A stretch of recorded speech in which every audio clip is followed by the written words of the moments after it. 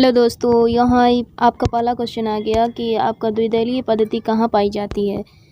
ये आपको बताना है कि द्विदलीय पद्धति कहाँ पाई जाती है। चलिए, आपको अगर पता नहीं हो तो इसका पहला ऑप्शन है रूस, दूसरा USA, तीसरा भारत या फ्रांस। जल्दी से बताइए कि द्विदलीय पद्धति कहाँ पाई जाती है। रूस में चलती है या भारत में चलती है, फ्रांस में चलती है, USA में चलती है। तो आपको बता दूँ कि ये USA में चलती है। जो आपको ये भी पता होना चाहिए कि द्विदलीय पद्धति होता क्या है। एक राजनीतिक प्रणाली है जहाँ सरकार दो बड़ी राजनीतिक पार्टियों को प्रबल करती है। ठीक है, तो चलिए हम दूसरा क्वेश्चन देखते हैं।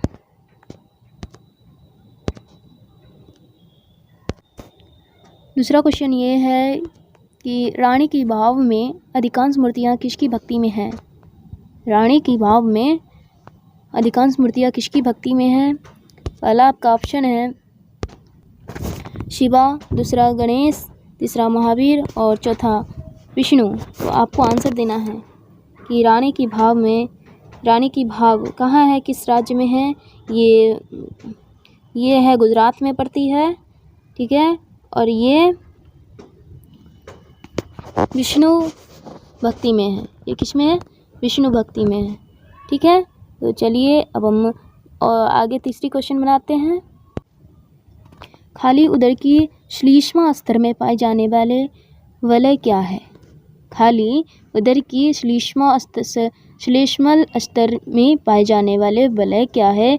तो ये है आपका कि पहला है टाइफोलोसोल एरिओली, तीसरा है रुगल और चौथा है विली। तो आपको बताना है कि कौन सा है सही।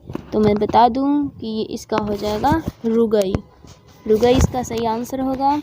और मैं ये भी बता दूं कि ये जो अमाशय है, ठीक है, अमाशय ये भीतरी अस्त्र बलनों से भरे होते हैं जिन्हें रुगई या इसी को जठरीय मोड कहा जाता है। रुगई किसको कहा जाता है। रुगई जो श्लेष्मा अस्तर है, इसको जो भीतरी वाली बलय होता है इसी को रुगई कहा जाता है। ठीक है, तो चलिए अब हम दूसरा क्वेश्चन देखते हैं, आगे बढ़ते हैं। क्वेश्चन चौथा है आपका कि 1767 से 69 में जो इसमें ब्रिटिश और हैदर अली के बीच लड़ा जाने वाला पहला मैसूर युद्ध किसके द्वारा समाप्त हुआ था।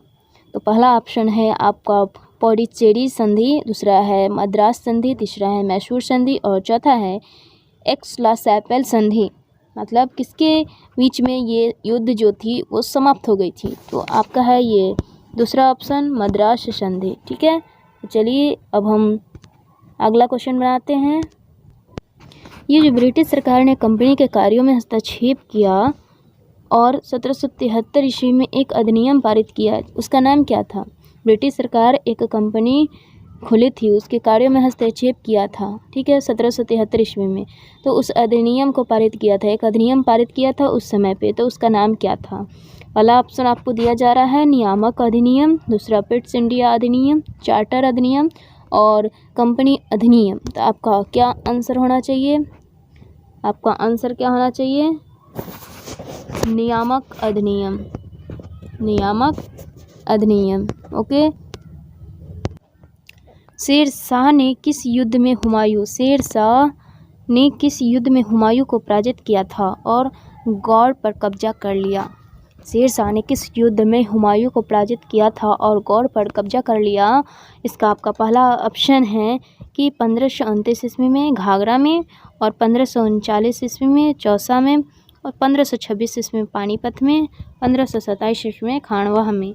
तो आपका आंसर ये होना चाहिए। आपका आंसर कौन सा है, जल्दी से बताइए। नहीं पता है तो आपका आंसर बी है, जो 1539 ईस्वी में चौसा में किया गया था। ठीक है, तो चलिए अब हम अगला क्वेश्चन की ओर चलते हैं। और दोस्तों यहाँ पे देखिए कि ये सारे क्वेश्चन आपके रिलेवेंट विषय में पूछे गए क्वेश्चन से हैं।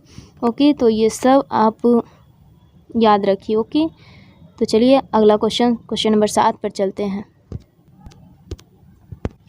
यहाँ आपको लिखा गया है इस क्वेश्चन नंबर 7 में कि निम्नलिखित मृदा में से सर्वाधिक अनुवर्ण कौन सी है।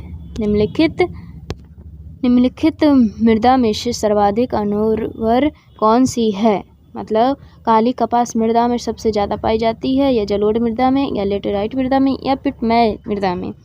तो यहाँ आपका आंसर हो जाएगा लेटेराइट मृदा में। कौन सा? लेटेराइट मृदा में हो जाएगा आपका आंसर। तो चलिए फिर अगला क्वेश्चन देखते हैं, 8 नंबर क्वेश्चन।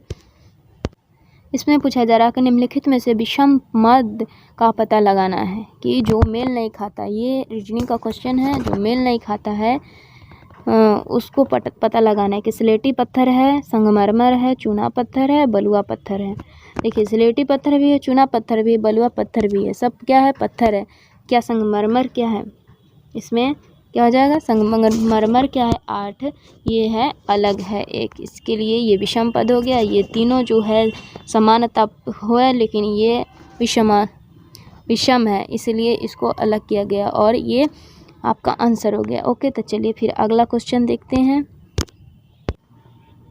कह रहा है कि निम्नलिखित में से किस कारण से मरुस्थल में वनस्पति की कमी होती है? निम्नलिखित में से किस कारण से मरुस्थल में वनस्पति की कमी होती है? किस कारण से? बालू की भारी मात्रा से, या फिर मृदा में विसंस्तर का न होना, या फिर उच्च तापमान के कारण मरुस्थल, या फिर वर्षा की कमी के कारण। तो आपका आंसर हो जाएगा वर्षा की कमी के कारण। आपका आंसर हो जाएगा वर्षा की कमी के कारण। ठीक है, चलिए अब हम अगला क्वेश्चन आपका कि निम्न में से कौन सा जोड़ा सही नहीं है? निम्न में से कौन सा जोड़ा सही नहीं है? तो ये जोड़ा हम देखेंगे कि कौन सा जोड़ा सही नहीं है आपका।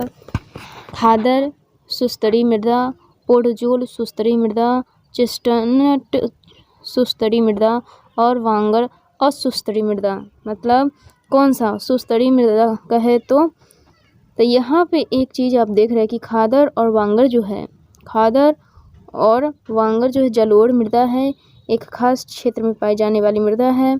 इस प्रकार की मृदा नदियों द्वारा बहाकर लाई गई मिट्टियों के जमा होने से होता है। ठीक है, और क्षेत्रीय मृदा का निर्धारण स्थलीय जलवायु और वनस्पति के अलावा अन्य कारकों द्वारा होता है। ठीक है, तो यहाँ आपका ये जोड़ी कौन नहीं खाता है? तो ये यहाँ पे आपका हो जाएगा कि यहाँ पे आपका जोड़ी कौन नहीं खाता है।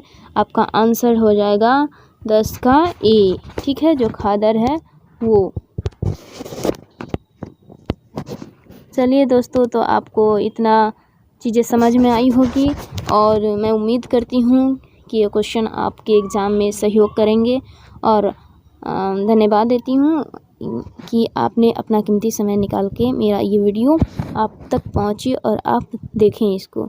ठीक है, ये सारे रेलवे में पूछे गए क्वेश्चंस हैं। ओके, तो थैंक यू।